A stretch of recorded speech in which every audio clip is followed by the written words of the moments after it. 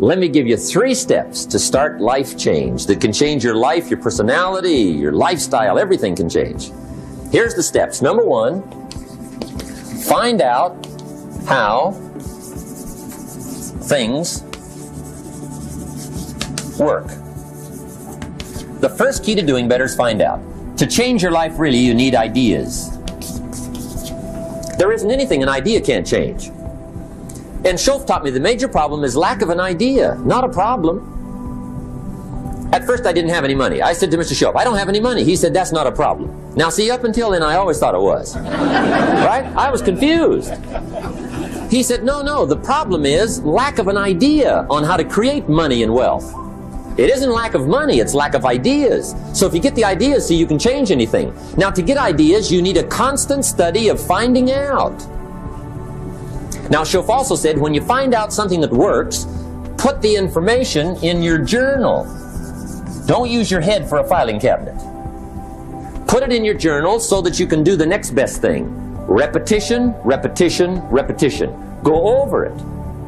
And if you repeat it, go over it, sure enough, someday, some mysterious day, the idea takes root, starts to grow, and shows up in your bank account, and your dress, and your personality, and your lifestyle.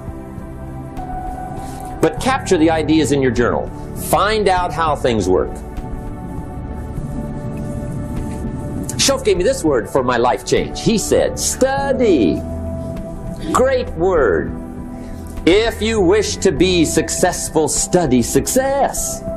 If you wish to be happy, study happiness. If you wish to be wealthy, study wealth. Don't leave it to chance. Make it a study. Some people just go through the day with their fingers crossed. See, that won't do it. You've got to study the things that can change your economic, social, spiritual, personal life. Now here's a qualifying phrase. And we'll have several of these qualifying phrases throughout the seminar. Here's the first one. You may not be able to do all you find out. I understand that. You may not be able to do all you find out, but you should find out all you can do. See, you don't want to wind up at the end of your life and discover that you've lived only 1/10 of it. And the other 9/10 went down the drain. Not for lack of opportunity, for lack of information. So that's number 1, find out how things work. Now here's the best human virtue for finding out. Curiosity. Make a note of that. Curiosity. Be curious. You might add a word to it that'll help. Childish curiosity.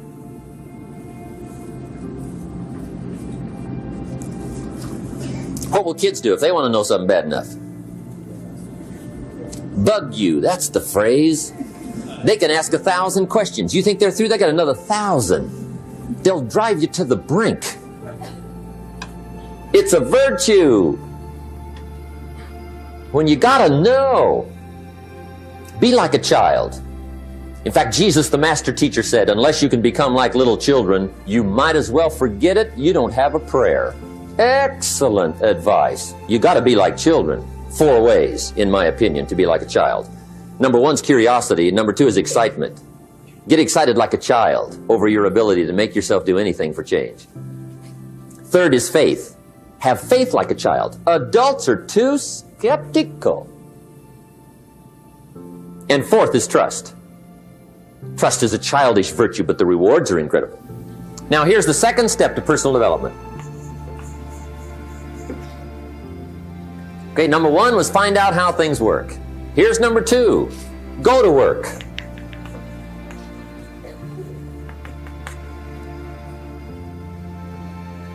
You must now take action on what you found out. In doing business around the world, we call it game plan. Put together your game plan. One of the major things we teach on the weekend seminars, game plans. How to game plan your office. If you're in sales, you need a game plan. Kids need a game plan. You need a home game plan, social game plan, a business game plan. Everybody needs game plans. Financial independence, game plan. Your investment, game plan. Don't think in your head. Put it on paper. Don't operate out of your mind. Operate from paper. I often ask somebody, what are you going to do the next 6 months? And somebody starts to tell me. I say, no, don't tell me. Show me. Show me your game plan for the next 6 months. Then I can look at things and maybe I can help. But you got to operate from paper. Put it on a game plan. Take action on what you found out. Now here's the best word I know of to go with action. Massive. See, that'll change everything. Massive action is called the cure-all. If you're going to make calls, make a few thousand. If you're going to make contacts, make a few thousand. If you're going to knock on doors, knock on a few thousand. See, that'll change everything. Here's the language of the poor. I'll try it a time or two and see what happens. It's the way poor people talk. The guy says, well, I'll give it 30 days. 30 days. You could guess his bank balance. You've got to have a better game plan. So here's one of the major things to do starting tomorrow. Take a look at your game plan. If it isn't loaded with massive action, change it. Tomorrow. Action. The formula really works like this. Pick up a good idea, take heavy action. Pick up a couple of good ideas, take heavy action. That's the formula for success. Heavy action.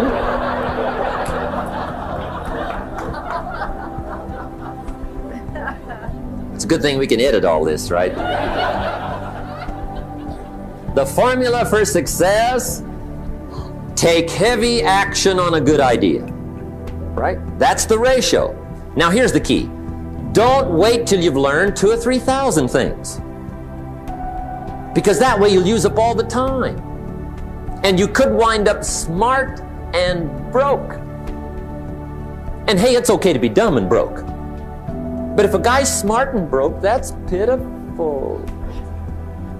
Don't let your learning lead to knowledge.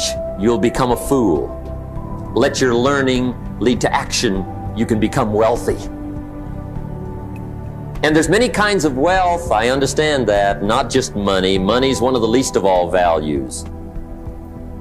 I know some people with a lot of money that are very poor. Evita sings, as for fortune and as for fame, they are illusions. They're not the solutions they promised to be.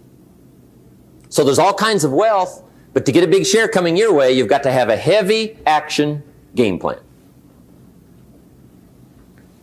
Now here's the third step to personal development, and we'll wrap up personal development. Step number 3, it's just a little caution, and all through life we need little cautions. This one simply says, don't try to beat the system. Find out how it works, work it, but don't try to beat it. Some people learn just enough to start slicing it, shading it, thinning it, cutting corners, and looking for cheap answers. See, don't fall for that. You'll wind up with a cheap life. Find out how it works best and do it that way. Even though it seems to take a little longer, do it right. Don't compromise with right. Now, under this step, here's another key. Be a quick learner. Don't let it take long to teach you. Learn quicker. One guy said he broke his nose 7 times in the same place. Somebody says, looks like you'd stay out of that place. Learn quicker. Now the third point here is don't be stubborn.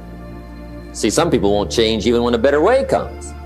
They say, well, I've been doing it this way 30 years. Hey, be ready for change. If it's a better way, go for it. But don't try to beat it. Or you'll be like the guy that went to Las Vegas. He didn't have much money, so he didn't want to risk his money gambling. But he gets to Las Vegas and the jackpot bells are ringing, the money's flowing, the lights are flashing, and he can't help himself. He's got to gamble. But instead of gambling with his cash, he decides to play the mental gambling game. And the brilliant scheme he worked out goes like this. He'd pick a number like number 3. Mentally, he would bet a certain amount of money on the number. And whether it won or lost, he would jot down that amount in his little pad. I would have won $5 if I'd have made that bet. Just keep track of it, win or lose. That way, come midnight, he can calculate how he's doing, win or loser, how much, only not his money. Keep his money, Just play this mental gambling game.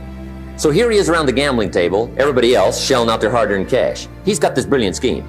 Instead of betting with his money, he's betting with his mind, and he lost his mind.